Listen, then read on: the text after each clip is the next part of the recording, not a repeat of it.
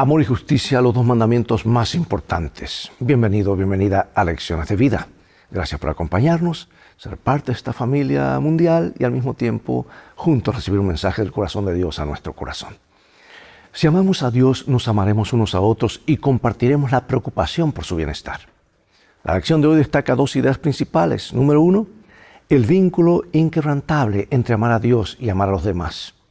En las Escrituras, amar a un hermano creyente implica acciones amorosas concretas al compartir bienes materiales con un hermano y una hermana necesitada.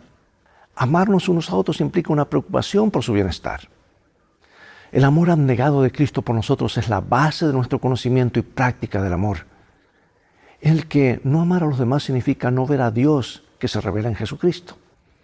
Y el punto número 2 de la lección es fallas del amor cuando el amor y la justicia están desconectados. ¿Y cuántas veces eso ocurre en nuestra vida práctica, verdad?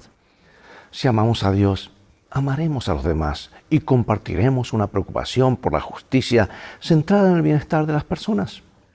Una desconexión entre amar a Dios y hacer justicia a los demás demuestra una falta de compromiso con el cumplimiento de los mandamientos de Dios.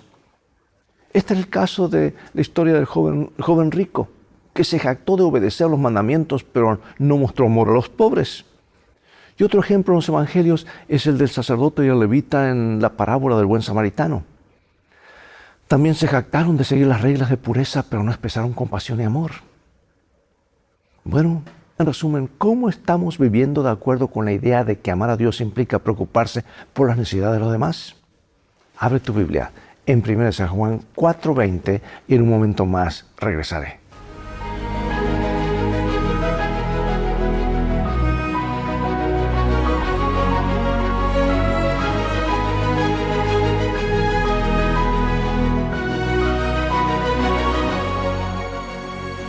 Dice la Escritura, si alguno dice, yo amo a Dios y aborrece a su hermano, es mentiroso. Pues el que no ama a su hermano, a quien ha visto, ¿cómo puede amar a Dios a quien no ha visto? Demasiado claro para equivocarnos este versículo, ¿verdad? Es el cristianismo en la práctica. Si bien confiamos en que Dios pondrá finalmente en orden todas las cosas, sigue siendo importante lo que los cristianos hagan aquí y ahora. Aunque puede existir muchas injusticias y existen injusticias y males que Dios no erradicará en el presente debido a los parámetros del conflicto cósmico, esto no significa que no podamos ser utilizados para ayudar a aliviar en lo posible cualquier sufrimiento y mal que encontremos. De hecho, los cristianos tenemos la obligación moral de hacer precisamente eso. Como hemos visto, el amor y la justicia son inseparables. Dios ama la justicia. Y por consiguiente, si amamos a Dios, también amaremos la justicia. Y del mismo modo, si amamos a Dios, nos amaremos unos a otros. Parte del amor mutuo consiste en compartir la preocupación por el bienestar de quienes nos rodean. Cuando otros sufren por pobreza, opresión o cualquier tipo de injusticia, debemos preocuparnos y preocuparnos sinceramente, no solamente de labios. Cuando otros son oprimidos, no debemos mirar hacia otro lado. Por el contrario, debemos preguntarnos qué podemos hacer individual y colectivamente para promover el amor y la justicia de Dios, de manera que reflejemos en nuestro mundo estropeado el carácter perfectamente recto y amoroso de nuestro Señor. Bueno, pero hay gente que abusa. Demos el beneficio de la duda. Ocurre en las esquinas donde la gente está pidiendo. Algunos tal vez tomando ventaja, pero otros con necesidades reales. Yo prefiero pecar por el lado de la bondad y no de mirar hacia un lado. Dios finalmente tendrá todo eso en cuenta. Y a fin de reflexionar acerca de lo que podemos hacer individual y colectivamente para promover el amor y la justicia de Dios en nuestro mundo, conviene comenzar centrándonos en lo que Dios nos ha ordenado. Y aquí está lo que Dios nos ha ordenado. San Mateo 22, 34 al 40. Entonces los fariseos, oyendo que había hecho callar a los saduceos, se juntaron a una. Y uno de ellos, intérprete de la ley, preguntó por tentarle, diciendo, Maestro, ¿cuál es el gran mandamiento de la ley? Jesús le dijo, amarás al Señor tu Dios con todo tu corazón y con toda tu alma y con toda tu mente. Este es el primero y grande mandamiento. Y el segundo es semejante, amarás a tu prójimo como a ti mismo. De estos dos mandamientos depende toda la ley y los profetas. Ahora nota cómo respondió Jesús a la pregunta del intérprete de la ley. Según el propio Jesús, el primer y gran mandamiento es: amarás al Señor tu Dios con todo tu corazón y con toda tu alma y toda tu mente. Y luego añadió: el segundo es semejante a este: amarás a tu prójimo como a ti mismo. Sin embargo, estos mandamientos no son los únicos. Jesús enseñó además lo siguiente. Dice: de estos dos mandamientos dependen toda la ley y los profetas. De hecho, estos dos mandamientos son citados en el Antiguo Testamento. Y aquí está, otra vez Jesús lo dice en Mateo 19. Entonces vino uno y le dijo: Maestro bueno, ¿qué bien haré para tener la vida eterna? Y él le dijo: ¿por qué me llamas bueno? Ninguno es bueno sino uno, Dios. Mas si quieres entrar en la vida, guarda los mandamientos. Le dijo: ¿cuáles? Y le dijo Jesús: no matarás, no adulterarás, no hurtarás, no dirás falso testimonio, honra a tu padre y a tu madre, amarás a tu prójimo como a ti mismo. Y el joven le dijo: todo esto he guardado desde mi juventud, ¿qué más me falta? Jesús le dijo: si quieres ser perfecto, anda, vende lo que tienes y dalo a los pobres, y tendrás tesoros en el cielo, y ven y sígueme. Oyendo el joven esta palabra, se fue triste, porque tenía muchas posesiones. Entonces Jesús dijo a sus discípulos: de cierto os digo, que difícilmente entrará un rico en el reino de los cielos. Ahora, nota aquí cómo se relacionan las respuestas de Jesús a las preguntas del joven rico con las que dio al intérprete de la ley en Mateo 22. ¿Qué sucedió aquí? ¿Por qué respondió Jesús a ese hombre como lo hizo? ¿Qué deberían decir nuestros encuentros independientemente de nuestra posición o situación en la vida? El White comenta esto de una forma magistral en el libro Deseado a todas las gentes. Dice: Cristo presentó las únicas condiciones que pondrían al príncipe donde éste perfeccionaría un carácter cristiano. Sus palabras eran palabras de sabiduría, aunque parecían severas y exigentes. En aceptarlas y obedecerlas estaba la única esperanza de la salvación del príncipe. Su posición exaltada y sus bienes ejercían sobre su carácter una sutil influencia para el mal. Si los prefiriese, suplantarían a Dios en sus afectos. El guardar poco o mucho sin entregarlo a Dios sería retener lo que reduciría su fuerza y eficiencia moral. Porque si se aprecian las cosas de este mundo, por inciertas e indignas que sean, llegan a absorberlo todo. Bueno, eso es una realidad con nosotros hoy también, ¿verdad? En lo poco, en lo mucho. Aunque no todos estemos llamados a vender nuestras posesiones como este joven rico. ¿Qué podría llevarte a la ruina eterna si sigues aferrándote a ello? Si no dejas estas cosas y realineas tu vida con las prioridades divinas. Veamos los dos mayores pecados, según el propio Jesús. Los mandamientos más importantes son el amor a Dios y el amor a los demás. Relación vertical, relación horizontal. Obedecer estos mandamientos implica sacrificios que muestren de forma tangible el amor a los demás, lo que realmente significa seguir los pasos de Jesús. Ahora bien, si los dos mandamientos más grandes son el amor a Dios y el amor a los demás, ¿cuáles son los dos pecados más grandes? Salmo 135.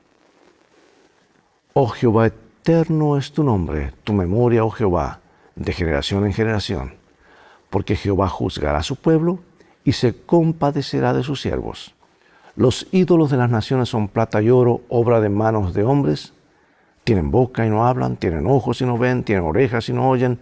Tampoco hay aliento en sus bocas, semejante a ellos son los que los hacen. El Antiguo Testamento subraya continuamente la importancia del amor de Dios por encima de todo. Esto está estrechamente relacionado con el gran pecado de la idolatría, que es lo opuesto al amor de Dios. Mira lo que dice Zacarías capítulo 7. Así habló Jehová de los ejércitos diciendo: juzgad conforme a la verdad, y haced misericordia y piedad, cada cual con su hermano.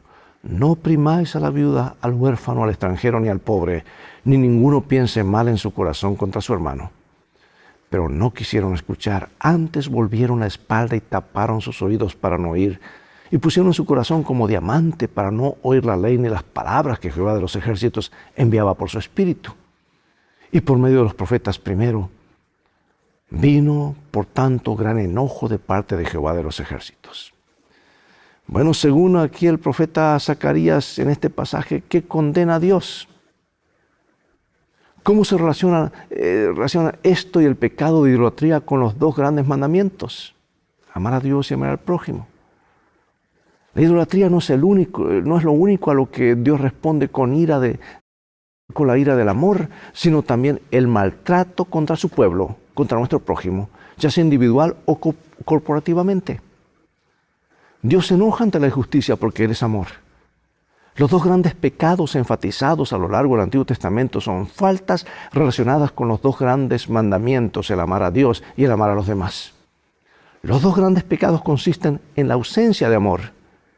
En resumen, no se pueden cumplir los mandamientos si no se ama a Dios y a los demás. De hecho, 1 Juan 4:20 afirma justamente eso. Si alguno dice, yo amo a Dios y aborrece a su hermano, es mentiroso. Pues el que no ama a su hermano a quien ha visto, ¿cómo puede amar a Dios a quien no ha visto? Por eso te pregunto, ¿cómo explicarías el hecho de que el amor para con Dios no puede estar separado del amor para con los demás? ¿Cómo entiendes este vínculo inquebrantable? Pero hay otra cosa más, Dios también ama la justicia. Las Escrituras declaran que Dios ama la justicia y odia el mal y que está profundamente preocupado por la injusticia, lo que despierta en Él una justa indignación en favor de toda víctima de injusticia.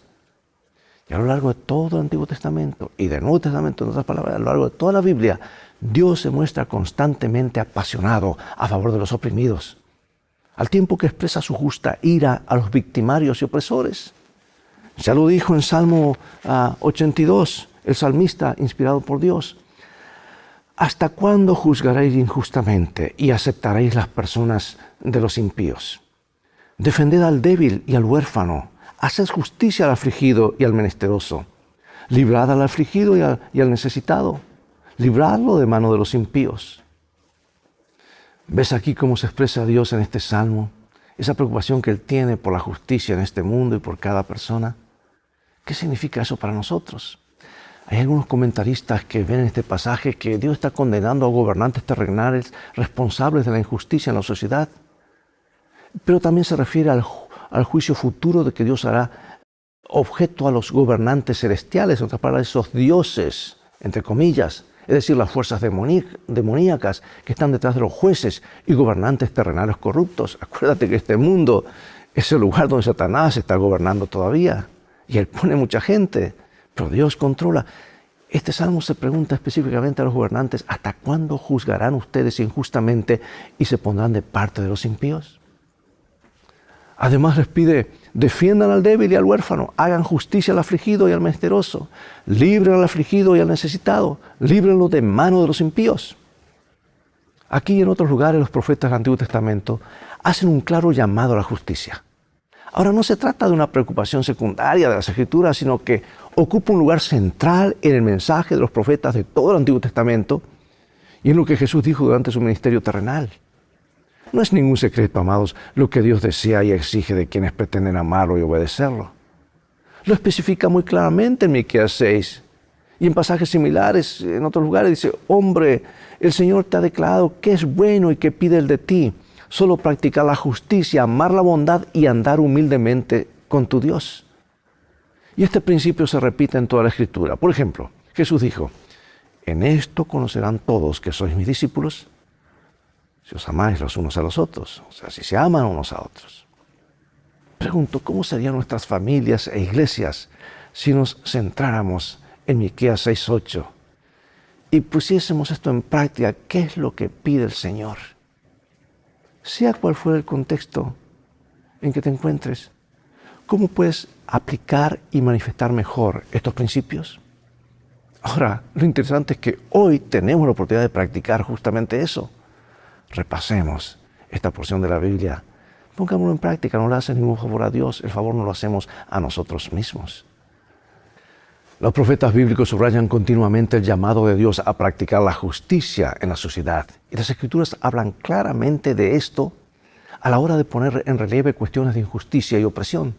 De hecho, la exhortación de Dios a traer el juicio era en sí mismo el llamado divino a establecer la justicia.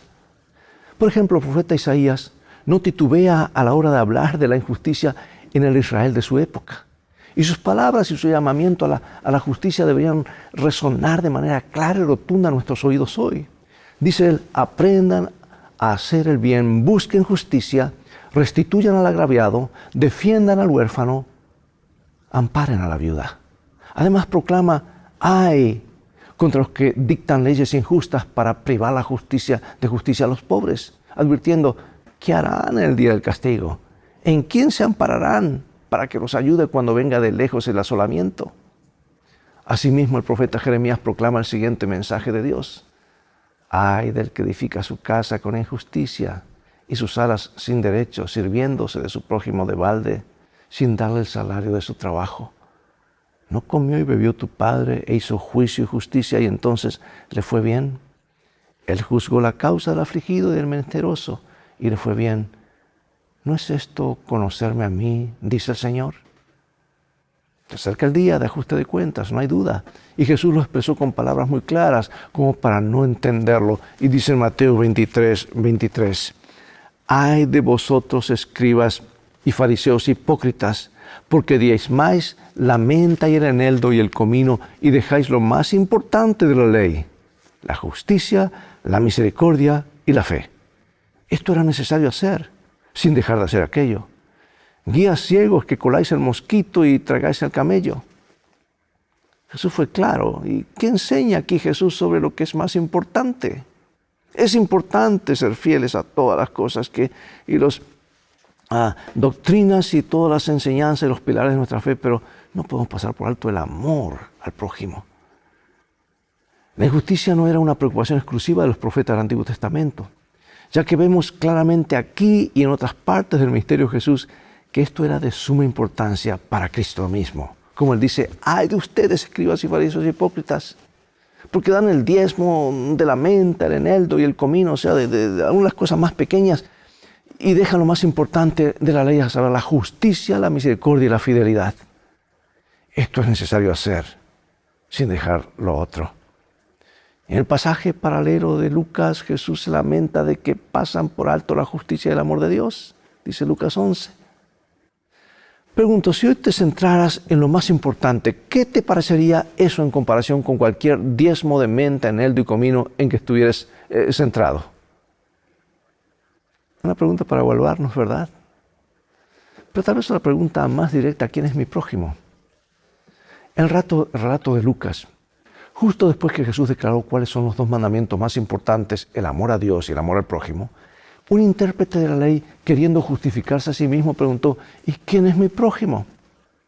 Y en respuesta a esto Jesús contó la familiar, pero entonces impactante parábola del buen samaritano.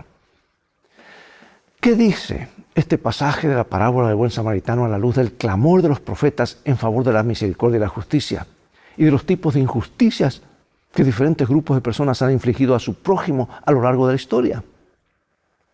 Jesús no se limitó a hablar de la justicia, sino que vino a traerla. Él fue y será el cumplimiento del llamado y el anhelo profético de justicia. Él es el deseado de todas las naciones, especialmente de quienes reconocen su necesidad de liberación. Y en contraste directo con el enemigo que se aferraba al poder y trataba de usurpar el trono de Dios, Jesús se rebajó y se identificó con quienes estaban bajo el pecado, sin estar él infectado por el pecado. Bajó a este lugar de injusticia y opresión y derrotó al enemigo entregándose por amor para establecer la justicia como aquel que es justo y el que justifica a todos los que creen. ¿Cómo podemos afirmar que nos preocupa la ley por la que Cristo murió si no nos preocupa lo que Cristo llama lo más importante de la ley? ¿Captaste el significado? Salmo 9 proclama, juzgará al mundo con justicia y a los pueblos con rectitud. El Señor será refugio del oprimido, refugio en el tiempo de angustia. Y asimismo el Salmo 146 añade que Dios hace justicia al agraviado, que da pan al hambriento y libera a los presos. El Señor abre los ojos de los ciegos, levanta al caído, ama a los justos. El Señor guarda a los extranjeros, yo diría inmigrantes, al huérfano y a la viuda sostiene y trastorna el camino de los impíos. ¿Podría la palabra de Dios ser aún más clara acerca de cómo debemos ayudar a los necesitados y sufrientes que nos rodean? ¿Qué podemos aprender de la vida y el ministerio de Jesús acerca de cómo ayudar a los necesitados? Aunque no podamos hacer milagros como Él, ¿cómo podríamos hacer que nuestra ayuda resultara suficientemente milagrosa para muchas personas heridas? Tú y yo somos las manos, los pies, el corazón, los ojos de Jesús para aliviar las necesidades de los demás. Ahora, quiero finalizar con esta cita maravillosa de mi autora favorita, Ellen G. White, en el libro El deseado de todas las gentes. Los espías no se atrevían a contestar a Jesús en presencia de la multitud por temor a meterse en dificultades. Sabían que Él había dicho la verdad, y antes que violar sus tradiciones, dejarían sufrir a un hombre mientras que aliviarían a un animal por causa de la pérdida que sufriría el dueño si lo descuidaba. Así manifestaban mayor cuidado por un animal que por un hombre que fue hecho a la imagen de Dios. Esto ilustra el funcionamiento de todas las religiones falsas. Tienen su origen en el deseo del hombre de exaltarse por encima de Dios, pero llegan a degradar al hombre por debajo del nivel de las bestias. Toda religión que combate la soberanía de Dios defrauda al hombre de la gloria que le fue concedida en la creación y que ha de ser restaurada en Cristo. Toda religión falsa enseña a sus adeptos a descuidar las necesidades, sufrimientos y derechos de los hombres. El Evangelio concede un alto valor a la humanidad como adquisición hecha por la sangre de Cristo y enseña a considerar con ternura las necesidades y desgracias del hombre. El Señor dice: haré más precioso que el oro fino al varón y más que el oro de Ofir al hombre. Y cuando Jesús se dirigió a los fariseos con la pregunta de si era lícito hacer el bien o el mal en sábado, salvar la vida o matar, los confrontó con sus propios malos deseos. Con acerbo odio ellos deseaban matarlo, mientras Él salvaba vidas e impartía felicidad a muchedumbres. ¿Era mejor matar en sábado, según se proponían ellos hacer, que sanar a los afligidos como lo había hecho Él? ¿Era más justo tener homicidio en el corazón en el santo día de Dios que tener hacia todos un amor que se expresara en hechos de misericordia? Amados, esto es claro. Tenemos que poner el Evangelio, nuestras creencias en la práctica. ¿Cómo podemos nosotros evitar esa constante despreocupación en nuestras iglesias y fuera de ellas acerca de nuestros prójimos? Por supuesto, no somos la Cruz Roja, el Ejército de Salvación, para estar solucionando todos los problemas de la sociedad. Pero tú y yo podemos hacer la diferencia en la vida de esa persona, de esta otra y de esta otra, con quien estamos en contactos, ya sea en forma individual o como iglesia. Si Dios ama la justicia y la misericordia, ¿cómo deberíamos nosotros actuar de acuerdo con lo que más le importa a Él?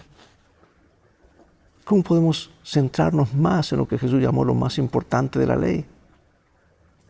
Dios nos ayude a realmente ser cristianos, prácticos, de reflejar el carácter de Jesús y realinear nuestra vida, no solamente en cumplir con cosas, que es importante, pero manifestar por qué cumplimos con cosas, porque amamos a Dios y amamos al prójimo. Oremos. Padre Celestial, escribe claramente en nuestra mente y corazón estos principios para que podamos practicarlos. Queremos poner en práctica lo que es más importante de la ley: amarte a ti y amar al prójimo. Queremos que cuando las personas vean que guardamos los 10 mandamientos, vean más allá que simplemente estamos cumpliendo con requisitos que nos ayudan a evitar el pecado y el mal, sino que no nos quedamos allí, sino que damos el siguiente paso de demostrar de una forma práctica el amor a Dios a través de la adoración genuina, a través del respeto, a través de la alabanza, pero también que amamos al prójimo con actos de bondad. Transforma nuestros corazones, ayúdanos a nacer de nuevo, lo pedimos en el nombre de Jesús. Amén. Gracias por acompañarnos, es todo el tiempo que tenemos por hoy. Será hasta el próximo programa de Lecciones de Vida.